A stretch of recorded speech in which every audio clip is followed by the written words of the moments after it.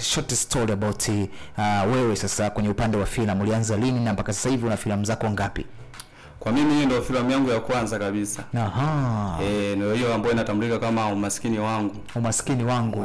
Hiyo ndio filamu yako ya kwanza na ndio tunaanza nayo leo hii hapa. Ndio tunaanza nayo ndio. Okay, sawa. Ilikuwaje ukaingia kwenye upande wa uigizaji?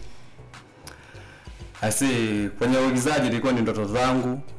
Kwa sababu nilikuwa nataka nifanye kitu ambacho kinaelimisha jamii. Okay. Ndio kwa maana nikawa niingia kwenye filamu ili nielimishe jamii kwa ukubwa zaidi. Okay. Nani alikushawishi ukapenda nawe uwe mwigizaji kwenye filamu? Yeah. Naweza kusema wanaanza wale mastaa kwanza. Okay.